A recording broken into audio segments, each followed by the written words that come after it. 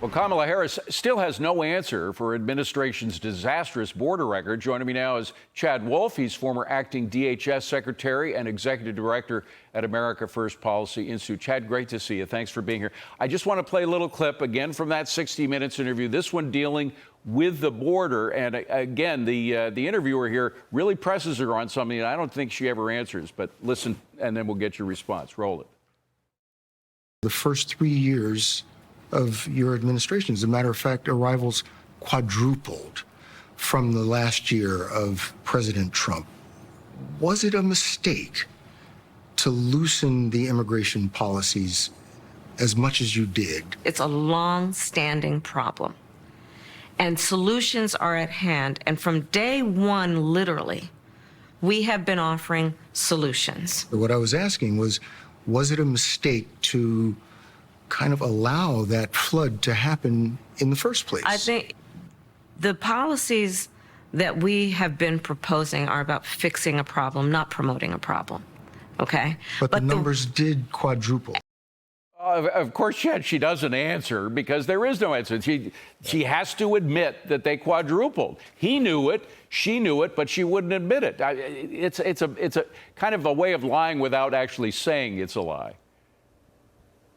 Well, that's exactly right. Look, they have perfected the art over the last 3.5 to 4 years of not being truthful with the American public.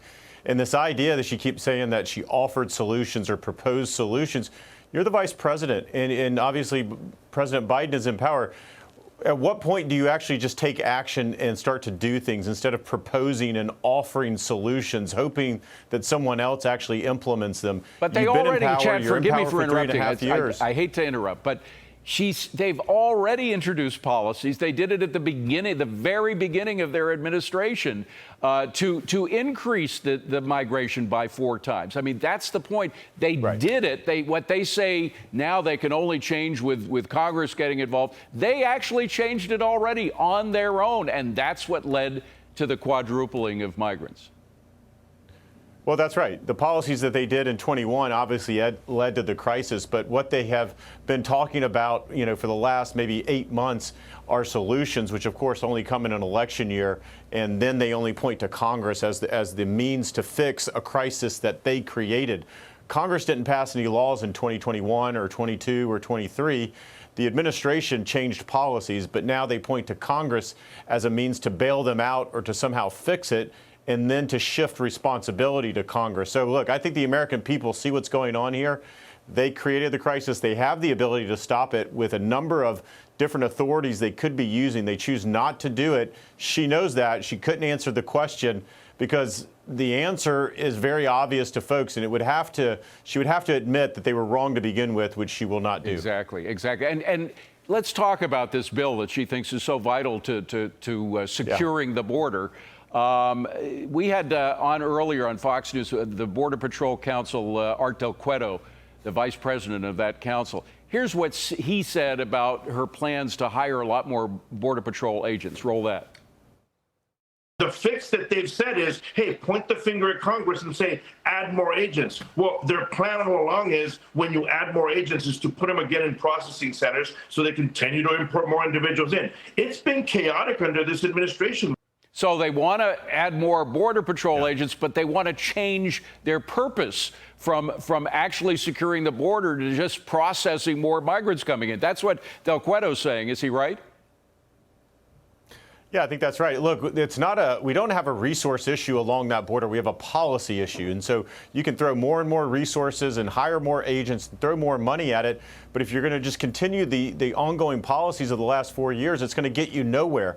So instead, we have to actually change the policy and then allow the officers along that border to implement those changes. And you'll see a different direction along that border. The border bill that she points to not only gives more, resources, which I think is not the right approach, but it does nothing to actually fix the crisis and address the catch and release policy, the children that are being trafficked across the border, the triggering effect that sunsets after 3 years. There's a whole host of things that were wrong with that bill in the Senate, and it had bipartisan opposition. A lot of people talk about how it was a bipartisan bill. Just because it's bipartisan doesn't mean it's actually a good bill. The bill was flawed, and there was bipartisan opposition to it. By the way, the CHIPS Act had bipartisan support. That turned out to be a disaster as well. But let's just pull back. A last question on DHS in general. You were the acting director. It has failed on so many counts under the directorship of Mayorkas. Whether we're talking the border, Secret Service, of course, is under DHS control, and we saw how that worked out with particularly the Butler, Pennsylvania assassination attempt. And now we're hearing about FEMA funding. They're involved in requisitioning funds, and the head Mayorkas doesn't even know if he has enough money, if he has enough funds to deal with the hurricane that's about to hit the southern coast of Florida. So is it time, let me just put it out there, is it time to get rid of DHS, to break it up and assign give the various parts of it their own rule rather than have it under one head like Mayorkas? Well, I think the issue that you described here is the right one, which is a leadership issue. I'm not sure that it's a structural issue, although I think there are elements of DHS that probably need to be looked at and reformed. But the biggest issue here is the lack of leadership coming from the secretary throughout the department. And I think you can see that in FEMA and Secret Service and elsewhere. And when your priority is misaligned and your priority is trying to figure out how you facilitate more and more illegal aliens in the country, and you have FEMA take their eye off the ball of that disaster relief and start to process more and more grant programs for illegal aliens, it starts to resonate throughout the department. So I think the best thing for the department is new leadership. Yeah, I though wonder about the bureaucracy itself, because after 9/11 it seemed to make sense, but you see what a monster it's become now. You wonder whether it should continue. Chad Wolf, great to see you.